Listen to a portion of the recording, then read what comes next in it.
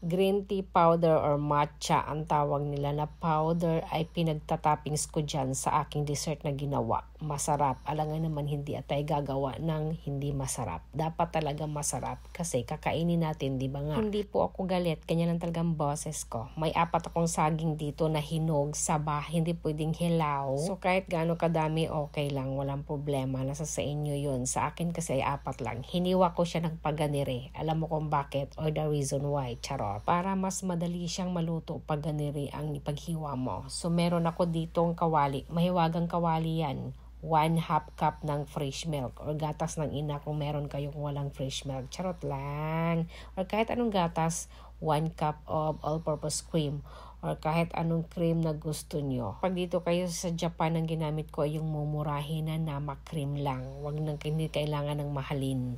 Tapos 1/4 cup of sugar. The reason why 1/4 cup dahil matamis na yung saging kasi hinog na. And then 1/4 teaspoon of salt para mag-balance yung lasa. Ilagay ko na ang saging na hiniwa ko. Wala pang apoy yan ha. Hindi ko pa yan sinalang. Haluin. Huwag naman sobrang halo. Maluluto din yung mga pinaglalagay natin dyan. Dito, inapoyan ko na. Luhit lang. And then takpan para lang antayin natin hanggang siya ay kumulo. Yung kumulo na, ganito na siya. Medyo na ano na siya. Nagbawas na yun ng liquid. So, ang gagawin ko, hindi ko siya tatakpan para lang talaga mag-reduce yung liquid niya.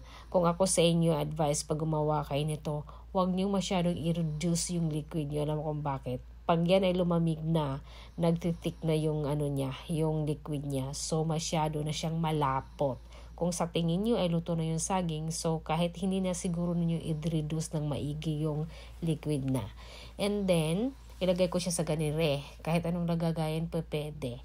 Ilagay ko siya dito para palamigin ko siya. So, lagyan ko siguro sa ilalim baka masira ang aking lamesang napakaganda. Charot. Habang nagvo-voice over ako nito, Diyos ko, kaliwat kanan ng hilik nyo, naririnig nyo na siguro pagpasensyahan nyo na. Yung mga anak ko ay tulog na, naghihilik. Ewan ko ba't sila naghihilik na tulog, siguro napagod. So, ilalagay ko sila dito sa aking lagayan. And then, palalamigin ko siya. Alam nyo ba, mas masarap ito pag nilagay nyo talaga sa rep na may malamig na malamig. Yung kinabukasan nyo nakainin, maniwalat kay sa akin, nako, napakasarap po. So, eto, babalikan ko siya mamaya, tapos lalagyan ko siya ng toppings. Kahit anong toppings ng gusto nyo, basta powder o hindi powder, o okay lang kahit chocolate toppings or chocolate powder, basta iba yung gagamitin kong toppings. So, ito ay malamig niya.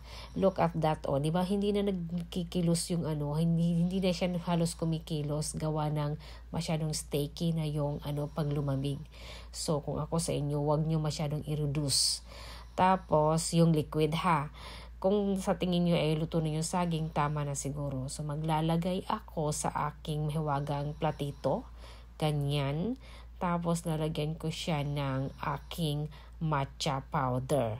So, si matcha ay mapait-pait at mapakla. Tapos, ito ay matamis. So, mapait-pait at mapakla. Tapos, itong dessert na niluto ko ay matamis. Ay talagang nagbabalance yung lasa. And the result is masarap. Diba? Ito yung nga pala nabili ko nga pala ito sa Daiso. Mura lang, piso lang yan. So, nabili ko siya sa Daiso. Bili na kayo. Guys, hindi ako nagbibiro. Masarap po talaga siya. Gusto ko yung matcha ganyan Hindi ko na siya hindi ko na naipakita kung paano sinubo. Diyos ko, makikita niyo po yung laki ko namang, ang laki ko magsubo. Try niyo na po.